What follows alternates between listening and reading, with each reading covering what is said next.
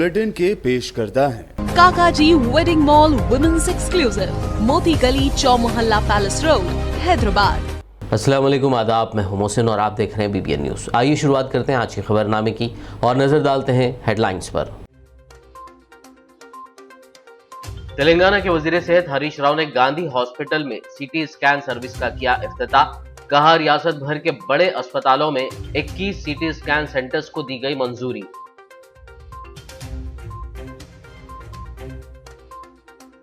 Hyderabad Uppal Abacus IT park में सॉलिग्राम and tech smart IT company के नए दफ्तर का क़याम। TRS MLC के कविता ने मुकामी MLA सुभाष रेड्डी के हमरा किया इफ्तिताह। Telangana Urdu working journalist federation की दूसरी सालाना अवार्ड तकरीब। रियासत के 3 मुमताज सहाफियों को दिए गए साल 2020 के अवार्ड्स। वज़ीर दाखिला मोहम्मद महमूद अली समेत दीगर अहम शख्सियात ने की शिरकत।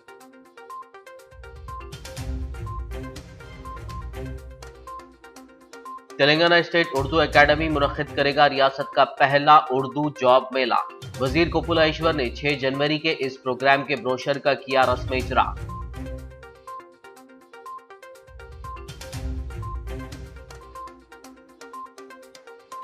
कुर्मागुड़ा में free medical and health camp का रुकन असेंबली पाशा खादरी ने किया इफ्तिताह। अवाम की कसीर तादाद ने किया इस्तेफादा।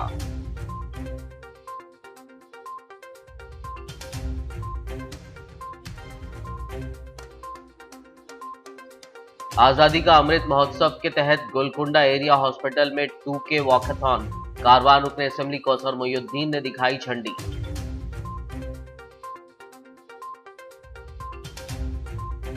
और अब खबरों की तफसील। तेलंगाना के वजीर सेहत हरीश राव ने आज हफ्ते की सुबह शहर के गांधी हॉस्पिटल में CT स्कैन सर्विस का इफ्तिताह किया। इस मौके पर रियासती वज़रा मोहम्मद महमूद अली, तलसानी श्रीनिवास यादव, GHMC मेयर गदवाला विजय लक्ष्मी, गांधी हॉस्पिटल के superintendent A Raja Rao, DME doctor Ramesh, दीगर डॉक्टर्स और तिब्बी अमला मौजूद था। इस मौके पर खिताब करते हुए वजीर सेहत हरीश राव ने कहा कि रियासत भर के बड़े अस्पतालों में 21 CT स्कैन सेंटर्स को मंजूरी दी गई है और पहला CT scan centre Gandhi hospital में शुरू किया गया है। उन्होंने मजीद कहा कि नई कैथ लैब के लिए 6.5 करोड़ रुपए जबकि MRI मशीन के लिए 12.5 करोड़ रुपए भी मंजूर किए गए हैं। वजीर सेहत ने कहा कि गांधी हॉस्पिटल में MRI और कैथ लैब अगले 45 दिनों में दस्तयाब हो जाएंगे।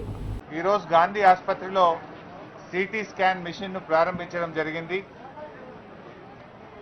చాలా రోజుల నుంచి కూడా CT స్కాన్ తొందరగా ఇక్కడ ఏర్పాటు కావాలనే డిమాండ్ ఉండేది। అత్యవసర పరిస్థితుల్లో యాక్సిడెంట్ కేసెస్లో ముఖ్యంగా CT స్కాన్ యొక్క అవసరం చాలా ఎక్కువగా ఉంది। ఇవాళ ఒక గాంధీ ఆసుపత్రిలోనే కాదు, గౌరవ ముఖ్యమంత్రి గారు రాష్ట్రంలో అన్ని ప్రధాన ఆసుపత్రుల్లో CT స్కాన్లు ఉండాలని 21 CT స్కాన్లు తెలంగాణ రాష్ట్రంలో మంజూరు చేయడం జరిగింది। అందులో మొదటిది ఈరోజు గాంధీ ఆసుపత్రిలో ప్రారంభించాం। మరి గాంధీలో మరికొంత ఎక్విప్మెంట్ కూడా రావాల్సిన అవసరం ఉంది। మా గౌరవనీయులు శ్రీనివాస్ యాదవ్ గారు కూడా నా దృష్టికి తీసుకొచ్చారు। ముఖ్యంగా గుండె జబ్బుకు సంబంధించిన క్యాథ్ ల్యాబ్ అత్యవసరంగా అవసరం ఉంది। మరి పాతది దెబ్బతిన్నది కనుక అది మొన్ననే రివ్యూ మీటింగ్ కూడా పెట్టి అత్యవసరంగా దాని కొత్త క్యాథ్ ల్యాబ్ను గాంధీలో ఏర్పాటు చేయాల్సిందిగా ఆదేశించాం। మరి గాంధీలో ఒక 6.5 కోట్ల రూపాయలతోని 45 రోజుల్లో ఒక క్యాథ్ ల్యాబ్ను ప్రజలకు అందుబాటులో తీసుకొస్తాం।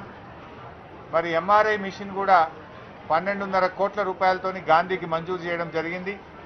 ముఖ్యంగా న్యూరలాజికల్ ప్రాబ్లమ్స్ ఉన్నప్పుడు, మరి బ్రెయిన్ ఇంజ్యూరీస్, బ్రెయిన్ హ్యామరేజ్ ఉన్నప్పుడు మరి MRI ఇన్స్ట్రుమెంట్ కూడా చాలా అవసరం ఉంటుంది కనుక దాన్ని కూడా 12.5 కోట్ల రూపాయలతోని మంజూరు చేయడం జరిగింది। TRS MLC के कविता ने आज हफ्ते को शहर हैदराबाद के उप्पल अबैकस IT पार्क में सॉलिग्राम and tech smart IT company के नए दफ्तर का मुकामी MLA B सुभाष रेड्डी के हमरा इफ्तिताह किया। इस मौके पर खिताब करते हुए MLC कविता ने कहा कि IT कंपनियां पूरे शहर हैदराबाद में फैल रही हैं। उन्होंने कहा कि तेलंगाना हुकूमत ने हैदराबाद में IT सेक्टर को हर तरफ वुसअत देने के इरादे से लुक ईस्ट पॉलिसी मुतारिफ करवाई है। उन्होंने उप्पल कॉरिडोर में मुख्तलिफ IT कंपनियों के क़याम पर मसरत का इजहार किया। హైదరాబాద్ నగరంలో అదేవిధంగా తెలంగాణ రాష్ట్రంలో ఐటీ పరిశ్రమ అభివృద్ధి చెందాలనేటువంటి సంకల్పంతో తెలంగాణ ప్రభుత్వం హైదరాబాద్లో లుక్ ఈస్ట్ అనే పాలసీ తీసుకొని ఉప్పల్ కారిడార్ అంతా కూడా ఐటీ పరిశ్రమ కోసం అభివృద్ధి చెందాలని అనేక కార్యక్రమాలు చేస్తూ ఉన్నారు. అందులో భాగంగానే మనం ఇక్కడ చూస్తూ ఉన్నాం. అది గవర్నమెంట్ ఐటీ సెజ్ అయినా కూడా ప్రైవేట్ వాళ్ళు కట్టినటువంటి ఐటీ సెంటర్స్ అయినా కూడా కంప్లీట్గా ఇవాళ ఫిల్ అయ్యి హైదరాబాద్ నగరం భారతదేశంలోనే ఐటీ పరిశ్రమలో నంబర్ 1గా నిలవడానికి మరి తయారవుతున్నటువంటి సందర్భాన్ని చూస్తూ ఉన్నాం. ఈ ప్రయత్నంలో భాగంగానే యువ మిత్రులు తెలంగాణ బిడ్డలు మరి కొత్త ఐటీ కంపెనీని ఇక్కడ ప్రారంభం చేయడంతో దాన్ని ప్రారంభించడానికి ఇక్కడ రావడం నాకు చాలా సంతోషంగా ఉంది. పరిశ్రమ ఇంకా బాగా ఎదగాలని చెప్పి ఇందులో అనేక మంది దాదాపు 300 మంది ఉద్యోగులు పనిచేస్తున్నారు. వారందరూ కూడా చక్కగా ఉండాలి, ఇంకా అనేక మందికి ఉద్యోగాలు ఇచ్చేటటువంటి స్థాయికి మీరు ఎదగాలని చెప్పి మనస్ఫూర్తిగా కోరుకుంటా ఉన్నాను. మీలాంటి యువ మిత్రులందరికీ తెలంగాణ ఐటీ శాఖ మంత్రి గారు ఎప్పుడు ప్రోత్సాహిస్తూ ఉంటారు. తెలంగాణ ప్రభుత్వం అనేక పాలసీలతో ముందుకొచ్చింది కాబట్టి హైదరాబాద్ అనేటటువంటిది ఐటీకి మారు పేరుగా భారతదేశంలో ఎదుగుతుందని చెప్పి నేను ఆశిస్తూ ఉన్నాను. Telangana Urdu working journalist federation की दूसरी सालाना तकरीब मुनक़िद की गई, जिसमें रियासत के 3 मुमताज़ उर्दू सहाफ़ियों को साल 2020 अवार्ड से नवाजा गया। तफसील के लिए देखिए ये report. Telangana Urdu working journalist federation की सालाना अवार्ड तकरीब 10 दिसंबर की शाम उर्दू मस्कन हॉल किलवत हैदराबाद में मुनक़िद हुई। इस मौके पर रियासत के 3 मुमताज सहाफ़ियों के नाम से मौसूमा awards Faiz Mohammad Asgar award Shaukat Ali Khan senior सहाफ़ी हैदराबाद को दिया गया, जबकि अनवर अदीब अवार्ड ताहिर रोमानी सीनियर सहाफ़ी हैदराबाद और तबस्सुम फरीदी अवार्ड सैयद मुनीर सीनियर सहाफ़ी जहीराबाद को दिया गया। इस तकरीब में मेहमानान खुसूसी तेलंगाना के वजीर दाखिला मोहम्मद महमूद अली, मजलिसी रुकन assembly Ahmed bin Abdullah Balala, state media academy chairman Alam Narayana, board of intermediate education के सेक्रेटरी सैयद उमर जलील, अक़लियती कमीशन के साबिक़ chairman Mohammad Kamaruddin, Indian journalist union के सदर K Srinivas Reddy, Telangana state Urdu academy के director secretary Mohammad Ghouse, Telangana union of working journalist के जनरल सेक्रेटरी ख्वाजा विराहत अली व दीगर ने शिरकत की। इन मेहमानान खुसूसी ने अपने खिताब में उर्दू सहाफत को दरपेश चैलेंजेस, रियासती हुकूमत की जानिब से उर्दू सहाफ़ियों के लिए किए जा रहे इक़दामात का जिक्र करते हुए उर्दू सहाफ़ियों की फलाह व बहबूद के लिए हुकूमत से मौसर नुमाइंदगी का तयक़्क़ुन दिया। దేశంలో ఉర్దూ జర్నల్స్ ఉన్నటువంటి లక్నో తర్వాత ఉత్తరప్రదేశ్ తర్వాత మన రాష్ట్రమే అత్యధిక శాతంగా ఉన్న ఉర్దూ జర్నల్స్ ఇక్కడే ఎక్కువగా ఉన్నాయి. ఇవాళ జర్నలిజం చాలా డేంజరస్ ప్రొఫెషన్గా తయారైంది. Very dangerous profession. Politicians, mafias and other people. If you write book, if you write truth, if you write represent the people's aspiration, the target is journalists. The target is journalists. बहुत sorrowful बात है. कल the Committee of Protection of Journalists, a Switzerland-based world organization, Committee for Protection of Journalists, कल announce करे entire world మొత్తం ప్రపంచంలో అత్యధిక మంది జర్నలిస్టులను హత్య చేసిన దేశము చాలా విచారకరం మన భారతదేశం అయిపోయింది. 2021 ఉర్దూ ఒక రాజభాషగా ఉన్న రాష్ట్రంలో మనం ఉన్నాం. ఉర్దూ ఒకప్పుడు ఒక రాజభాష. 5-6 శతాబ్దాల పాటు ఇక్కడ ముస్లింలు, ఇవాళ మైనారిటీలు అంటున్న ముస్లింల పాలన నడిచిన వాస్తవం. ఇది హైదరాబాద్ రాజ్యం.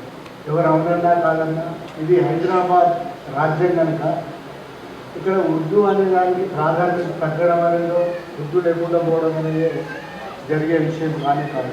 అందువల్లనే మీడియాలో ఉర్దూ పత్రికలు చాలా ఎక్కువ.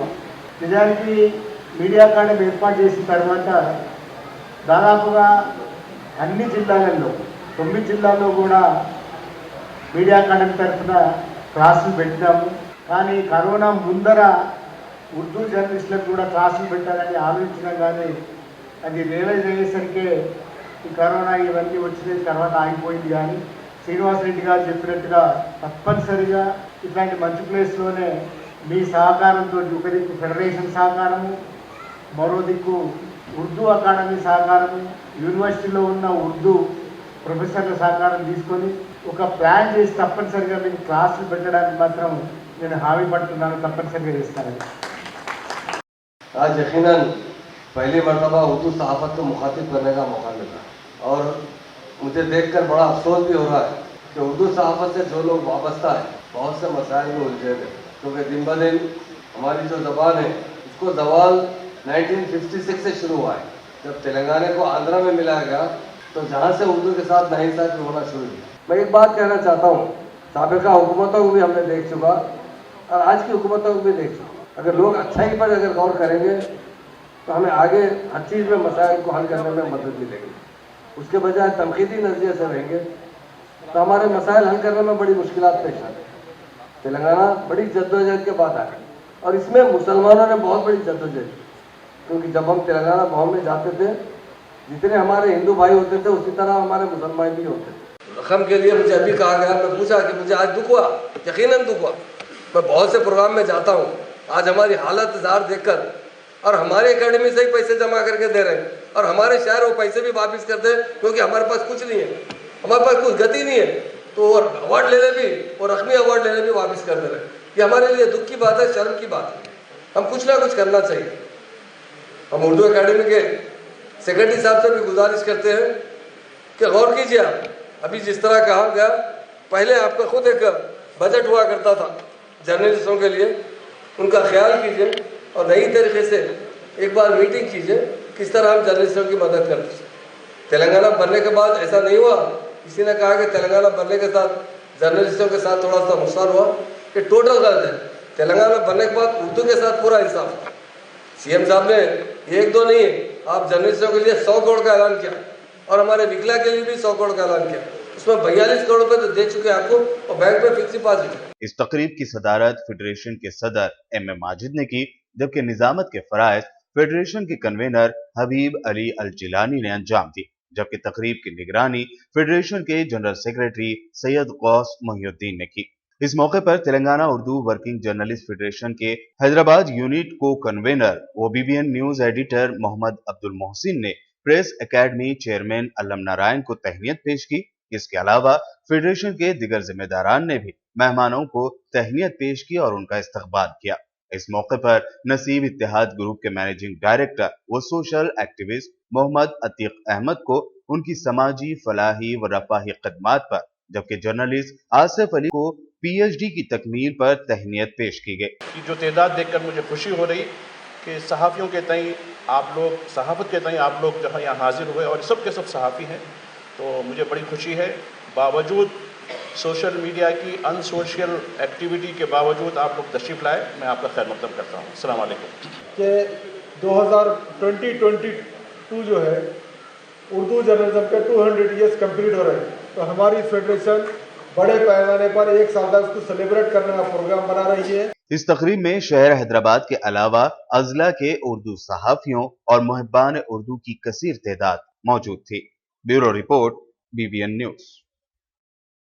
रियासत का पहला उर्दू जॉब मेला तेलंगाना स्टेट उर्दू एकेडमी की जानिब से मानू और सेटविन के इश्तराक से पहली मरतबा मुनक़्क़िद किया जा रहा है, जिसके पोस्टर व ब्रोशर का आज रियासती वज़ीर कुप्पुला ईश्वर ने रस्म इजरा अंजाम दिया। ये जॉब मेला 6 जनवरी 2022 को मौलाना आज़ाद नेशनल उर्दू यूनिवर्सिटी के स्पोर्ट्स कॉम्प्लेक्स में सुबह 10 बजे तब 5 बजे मुनक़्क़िद किया जाएगा। तो इस मौके पर तेलंगाना स्टेट उर्दू एकेडमी के डायरेक्टर व सेक्रेटरी डॉक्टर मोहम्मद गौस के अलावा दीगर मुताल्लिक़ा अहदेदारान और ज़िम्मेदारान मौजूद थे। 3 సంవత్సరాలు కలిపి నిర్వహిస్తున్నటువంటి ప్రోగ్రామ్ దీనికి సంబంధించినటువంటి మా డైరెక్టర్ గారు, అదేవిధంగా అకాడమీకి సంబంధించినటువంటి అధికారులు, తర్వాత ఈ సంవత్సరం పనిచేస్తున్నటువంటి వారందరూ కూడా ప్రత్యేకంగా ఈ మంచి ప్రోగ్రామ్ సక్సెస్ చేయాలని శుభాకాంక్షలు తెలియజేస్తాం। मुझे यकीन है कि इंशाअल्लाह ये बहुत अजीमुशान जॉब मेला हमारा ये कामयाबी को पहुंचेगा। ये 6 जनवरी 2022 को स्पोर्ट्स कॉम्प्लेक्स मानू गच्चीबौली में होगा। मैं तमाम हजरात से फिर एक बार गुजारिश करता हूं और तमाम तंजीमों से भी गुजारिश करता हूं कि वो अपने तमाम मुस्तहिक लोगों तक पहुंचाएं और बेहतर से बेहतर रोज़गार को हासिल करने के लिए और नए स्किल्स को हासिल करने के लिए, नए ट्रेंड्स को समझने के लिए, नए मसाइल को समझने के लिए मुलाजिमतों के वो 6 जनवरी को मौलाना आज़ाद नेशनल उर्दू यूनिवर्सिटी में तशरीफ लाएं। बेहद शुक्रिया। खबरनामे में फिलहाल लेंगे एक ब्रेक। मुलाकात होगी इस छोटे से ब्रेक के बाद।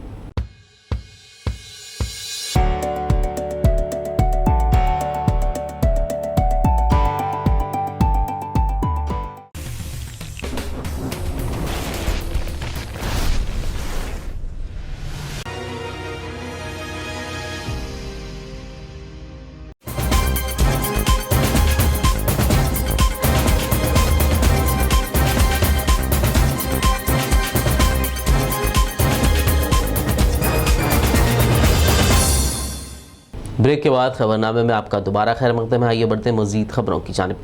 मजलिस इत्तेहादुल मुस्लिमीन के जनरल सेक्रेटरी व याखुतपुरा रुकन असम्बली सैयद अहमद पाशा खादरी ने कुरमागुड़ा डिवीज़न में free medical and health camp का इफ्तिताह किया।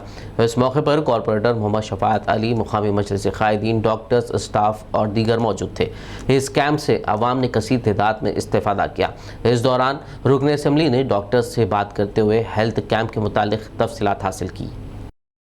बैरिस्टर असदुद्दीन साहब की हिदायत पर कुरमागुड़ा डिवीज़न में ये फ्री मेडिकल हेल्थ कैंप का इफ्तिताह हुआ है। यहाँ पे अहमद पाशा खादरी साहब MLA याखुतपुरा भी मौजूद थे और ये इफ्तिताह यहाँ के मुकामी लोगों के लिए फ़ायदा पहुँचाने के लिए किया गया है। आप सभी तमाम लोगों से गुजारिश है कि याखुतपुर डिवीज़न में जहाँ कहीं भी ये हेल्थ कैंप हो रहा है, यहाँ पर आकर इसके फ़ायदे उठाएं। कारवान रुकन असम्बली कौसर मोहिउद्दीन ने आज़ादी का अमृत महोत्सव के तहत 2K वैकाथॉन का गोलकुंडा एरिया हॉस्पिटल से झंडी दिखाकर आगाज़ किया। इस मौके पर Golconda SPHO doctor Anuradha, doctor Nazia, ASHA workers के अलावा गोलकुंडा कॉरपोरेटर बदरुद्दीन, टोली चौकी नुमाइंदा corporator Haroon Farhan, Karwan division corporator Swami Yadav, Golconda cluster के डॉक्टर्स अमले के अलावा दीगर मौजूद थे। हल्के असम्बली खुतबुल्लापुर के जुड़ी मेटला के साकिन M वंशी कृष्णा की सड़क हादसे में मौत हो जाने पर TRS हुकूमत की जानिब से 2 लाख रुपए एक्सग्रेशिया का ऐलान किया गया था, जिसकी मंजूरी पर आज MLC शंभीपुर राजू और MLA KP विवेकानंद ने दीगर TRS मुकामी कायदीनों कारकुनान के हमरा मुतवफ़ी के घर पहुँच कर 2 लाख रुपए का चेक अफराद ख़ानदान के हवाले किया, जिस पर उन्होंने मज़कूरा कायदीन और CM KCR से इजहार तशक्कुर किया। उस्मानिया जनरल हॉस्पिटल के असिस्टेंट प्रोफेसर डॉक्टर नेपा देवी ने जल्दी अमराज के मुतासरा मरीजों को मशवरा दिया कि वो पाक व सफाई का ख़ास ख्याल रखें। उन्होंने BBN के नुमाइंदे सैयद शाह नूरुल हुदा खादरी से बात करते हुए इस ज़िमन में तफसीलात बताई। स्किन जो अमराज होते हैं उसके सिलसिले में डॉक्टर नेपा देवी के पास आए हुए हैं। ये जो है एसोसिएट प्रोफेसर हैं उस्मानिया जनरल हॉस्पिटल में, और हम बात करते हैं डॉक्टर निप्पा देवी से। डॉक्टर साहब, ये जो स्किन की जो बीमारियां हैं ये किस वजह से आती हैं? हाँ, सो जैसे अपने त्वचा जो है अपने शरीर का सबसे बड़ा अंग होता है, जैसे आप सबको पता है, और ये त्वचा की बीमारियां कई प्रकार की होती है, जैसे कि पैदाशी हो सकती हैं, जो पैदाशी आती हैं, इन्फेक्शंस हो सकते हैं जो एक और दूसरे से लगते हैं, और अंदर की बीमारियों, कई अंदर की बीमारियों का भी ये बाहर अपने को दिखता है। जैसे अंदर कोई बीमारी हो बाहर त्वचा में दिखता है, उस वजह से हम सोचते थे इसमें अंदर कुछ बीमारी हो सकती है, और इसे सही पहचानना बहुत ज़रूरी है। इसे सही तरह से स्पेशलिस्ट के द्वारा डायग्नोस करना और सही ट्रीटमेंट लेना बहुत ही ज़रूरी है। अगर गलत ट्रीटमेंट ले ली और अपने स्टेरॉइड्स ज़्यादा लगा लिया तो उससे बहुत हानि हो सकती है। सो उसका दुरुपयोग नहीं करना चाहिए। जैसे कि आप डायरेक्ट मेडिकल में जाओ और कोई ट्रीटमेंट ले लो, वो गलत ट्रीटमेंट होगा, तो ऐसे नहीं करना चाहिए। हमेशा एक स्पेशलिस्ट के पास जाके उसका सही मायना करा के देन ट्रीटमेंट लेना चाहिए। तो उसका ट्रीटमेंट लेना ज़्यादा ज़रूरी है। तो कभी भी डाउट रहने से हॉस्पिटल में आना है और उसका प्रॉपरली ट्रीटमेंट लेना है। उससे अगर करेक्ट टाइम में ट्रीटमेंट लेने से उसके वजह से जो डिफॉर्मिटीज़ होते हैं, जो विकल्प, हाँ, जो अपना क्या बोलते हैं अंग विकल्प जो हो जाते हैं, वो नहीं होते हैं। ठीक है, ये थे डॉक्टर निपा, जिन्होंने हमें बताया कि किस तरह से अमराज की रोकथाम के लिए सबसे पहले तो साफ़ सफाई की ज़रूरत है, और साफ़ सफाई के ज़रिए से हम जो है तकरीबन 90% हम उससे बच सकते हैं। और अगर कहीं दाद, खाद या खुजली या कोई और चीज़ अगर हो जाती है तो वैसी सूरत में किसी स्पेशलिस्ट, स्किन स्पेशलिस्ट से उसको बताएं, ताकि जो मुस्तकबिल में नुकसान होने वाला है उससे हम जो है बआसानी बच सकते हैं। नई दिल्ली में मुनक़िदा मसल मेनिया क्लासिक 2021 चैम्पियनशिप में शहर हैदराबाद से ताल्लुक़ रखने वाले body builder coach Wahid Ali ने दूसरा मुकाम हासिल करते हुए शहर और रियासत तेलंगाना का नाम रोशन कर दिया। बता दें कि इस मुकाबले में 300 बॉडी बिल्डर्स ने हिस्सा लिया था। बॉडी बिल्डर वाहिद अली ने इस मौके पर नौजवानों से नशे जैसी बुरी आदत से दूर रहने और बग़ैर सप्लीमेंट्स के नेचुरल तरीक़े से बॉडी बिल्डिंग करने का मशवरा दिया। उन्होंने रियासती हुकूमत से बॉडी बिल्डिंग के शोबे को फ़रोग़ देने के इक़दाम करने की अपील भी की।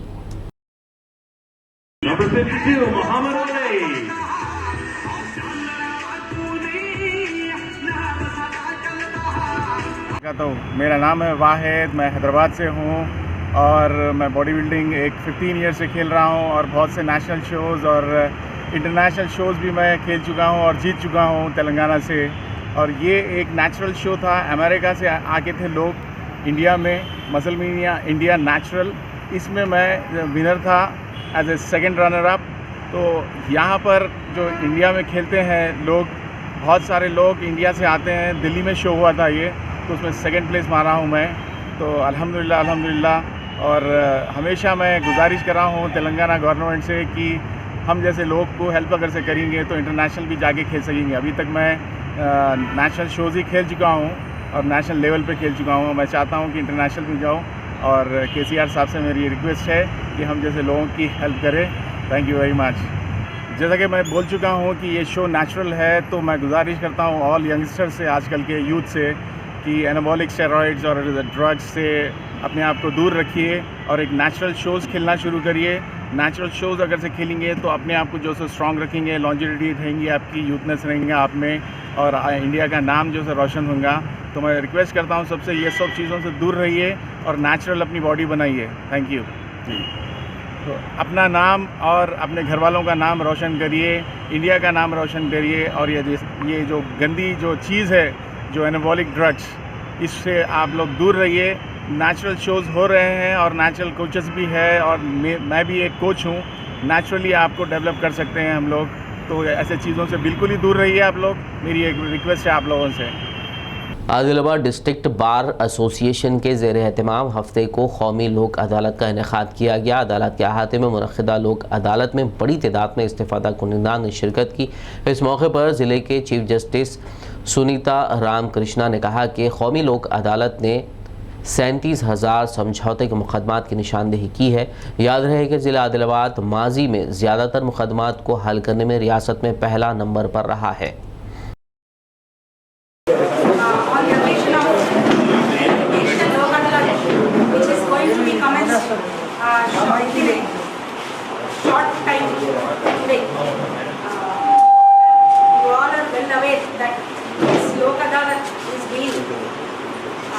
Proposed by the Honorable High Court for the reason is the reduction of pendency of cases. So I request all of you to come forward and settle your cases on this platform by following the COVID guidelines. Please, I am seeing many people here who are sitting side by side and not following the rules.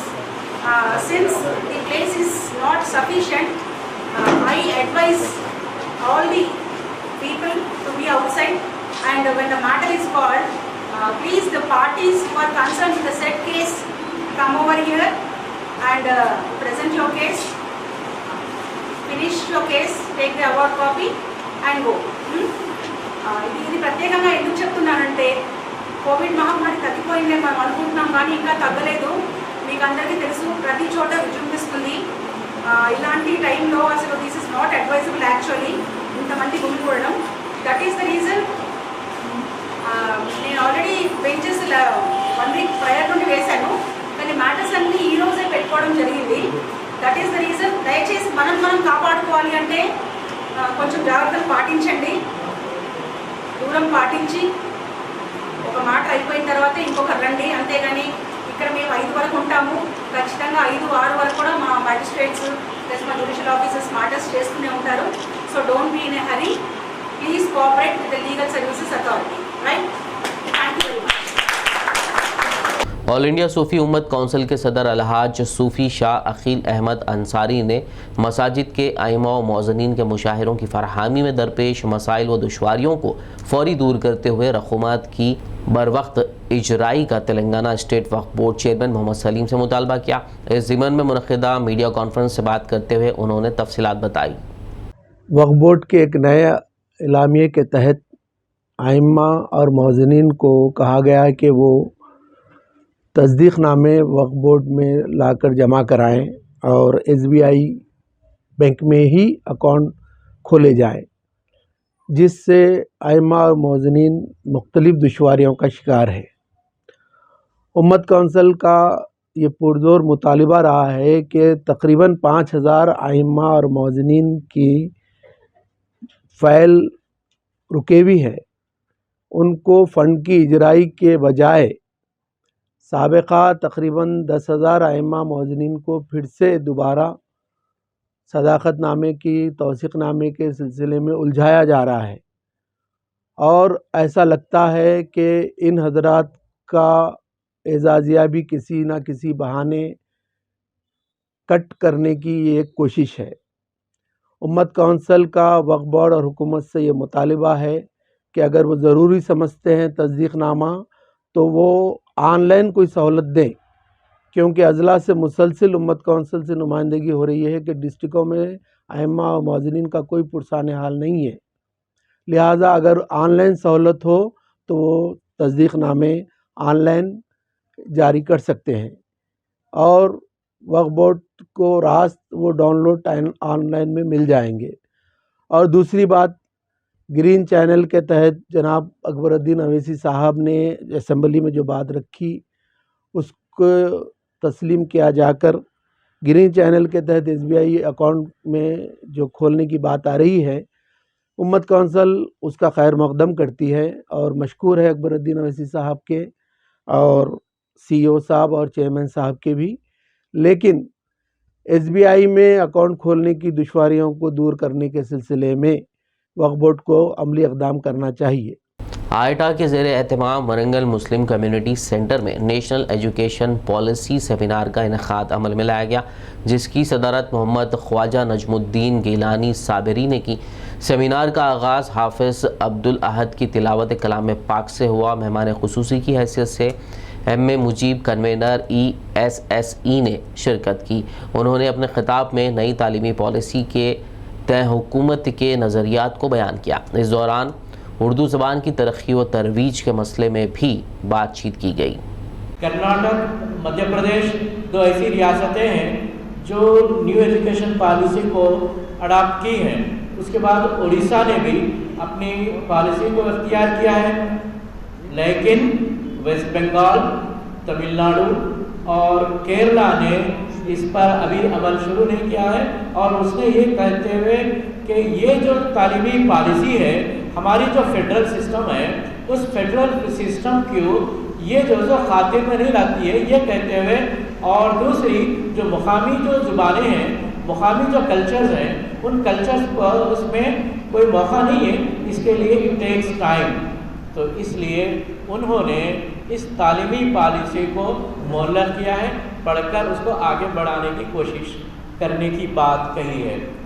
और हमारी रियासत, इसने भी अभी उसके ऊपर कोई साफ बात नहीं है, तो हमें अब मौका है कि न्यू एजुकेशनल पॉलिसी को हम समझें, उसके पॉजिटिव्स और नेगेटिव्स क्या हैं, और पॉजिटिव्स हैं तो हम उसको इख्तियार कैसे किया जाना चाहिए, जो नेगेटिव्स हैं तो उन नेगेटिव्स को कैसे जो है डिज़ॉल्व किया जाए, उसके असरात से खौफ पर, मिल्लत पर, समाज पर, इंसानियत पर न पड़े, इसके लिए हमें क्या कोशिश करनी चाहिए बहैसियत आयता के ज़िम्मेदार कि हमें क्या करना चाहिए, इस पर हम गौर कर सकते हैं। शहर बोधन से ताल्लुक़ रखने वाले नौजवान बॉडी बिल्डर मोहम्मद सूफियान ने दिल्ली में मुनक़्क़दा मसल मेनिया मुकाबले में सर फहरिस्त मुकाम हासिल करते हुए शहर बोधन का नाम रोशन कर दिया। उनकी इस कामयाबी पर आज बोधन मजलिस पार्टी अराकीन ने बल्दी व ज़िले मोतमद अहमद अब्दुस्समी, रंजल मंडल सदर इम्तियाज़ बेग, फ्लोर लीडर हबीब खान खदीर व दीगर ने कुलपोशी करते हुए उन्हें मुबारकबाद दी और नेक तमन्नाओं का इजहार किया। इस प्रोग्राम में शेख अत्थर, मोहम्मद वलीउद्दीन, ताज बाबर, समीर साम, खिजर अहमद, नवीद रज़ा, अलीम रज़ा, रशीद निहाल, माजिद अकरम, जुबैर और दीगर मौजूद थे। अस्सलाम वालेकुम, मैं मोहम्मद अब्दुल सुफियान सन ऑफ जनाब मोहम्मद अब्दुल वहीद साहब मरहूम उनका फर्जन हूँ और जो दिल्ली में NCR में कंपटीशन मसल मेनिया हुआ उसमें चैम्पियनशिप हासिल किया हूँ। उसका प्राइज़ डेडिकेट करता हूँ मैं मेरे वालिद साहब को और सभी का शुक्रिया अदा करता हूँ। मोहम्मद सुफियान जो बोधन राइसपेट के रहने वाले हैं, दिल्ली में जो बॉडी बिल्डर मुकाबले में चैम्पियनशिप को जीत कर आए हैं, उनको काबिल मुबारकबाद जमायम पार्टी के तरफ से, district general secretary Mohammed Abdul Sahab की तरफ से और हमारे पार्टी के तमाम काउंसलर्स की तरफ से ख़ास तौर पर मुबारकबाद पेश करते हुए उनकी गुलपोशी और शालपोशी की गई है। ये एक नौजवानों के लिए एक पैगाम है कि हर एक ज़माने में हर आदमी अपनी ताकत को बनाने की ज़रूरत है। ये नहीं कि आज के नौजवान सिर्फ सेलफ़ोन और दूसरे अगराद व मकासद में अपनी टाइम को वेस्ट कर रहे हैं, बल्कि सुफियान के ज़रिए हमको एक हौसले की ज़रूरत है कि नौजवान अपनी ताकत बनाने के लिए, अपनी बॉडी बनाने के लिए वर्जिश का सहारा लें ताकि आने वाली ज़िंदगी में वो अपने आप की सोच में भी ताकतवर रहे और आने वाले दौर में भी ताकतवर आदमी की ही बात सुनी जाती है।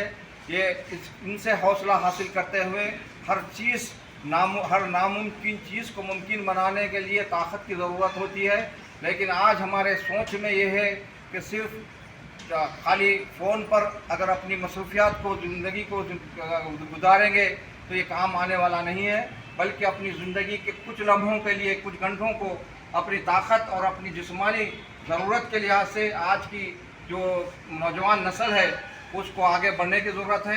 कि अगर आपकी नौजवान अगर ताकतवर रहेंगे तो ये कौम का सरमाया रहेंगे और सरमाए के ज़रिए ही हम आगे जो भी हालात आएंगे उसका मुकाबला कर सकते हैं। ये बहुत बड़ी खुशी की बात है कि मोहम्मद सुफियान दिल्ली के लेवल पर बॉडी बिल्डर मुकाबले में फर्स्ट आए हैं।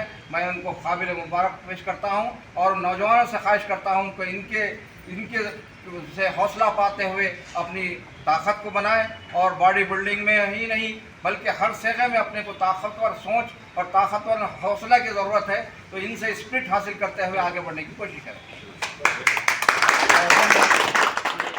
आदिलाबाद के मोहल्ला चिलकुरी लक्ष्मी नगर के साकिन इमरान की चंद रोज़ क़ब्ल एक सड़क हादसे में एक आंख शदीद ज़ख्मी हो गई थी, जिसके बाद हैदराबाद के एक अस्पताल में सर्जरी के ज़रिए ऑपरेशन किया गया।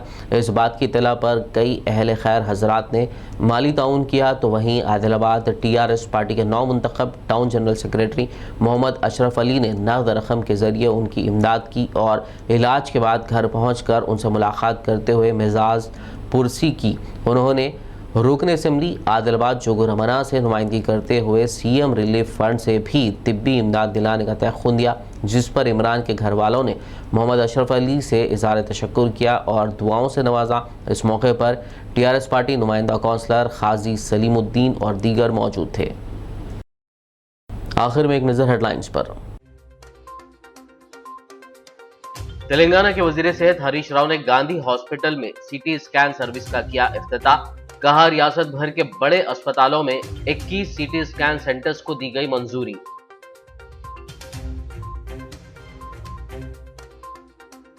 Hyderabad Uppal Abacus IT park में Saligram and tech smart IT company के नए दफ्तर का क़याम। TRS MLC के कविता ने मुकामी MLA सुभाष रेड्डी के हमरा किया इफ्तिताह। Telangana Urdu working journalist federation की दूसरी सालाना अवार्ड तकरीब, रियासत के 3 मुमताज सहाफियों को दिए गए साल 2020 के अवार्ड्स। वज़ीर दाखिला मोहम्मद महमूद अली समेत दीगर अहम शख्सियात ने की शिरकत।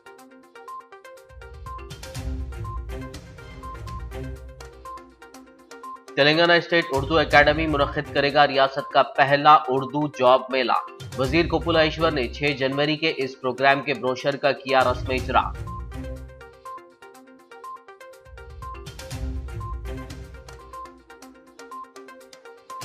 कुर्मागुड़ा में free medical and health camp का रुकन असेंबली पाशा खादरी ने किया इफ्तिताह। अवाम की कसीर तादाद ने किया इस्तिफादा।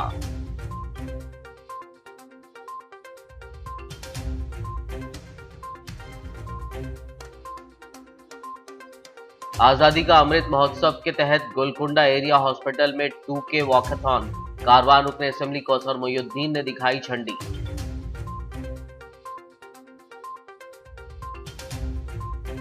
खबरनामे में फिलहाल बस इतना ही। ताज़ा तरीन अपडेट्स के लिए देखते रहिए BBN न्यूज़। यूट्यूब और फेसबुक पर मौजूद हमारे वीडियोस को लाइक और शेयर ज़रूर कीजिए।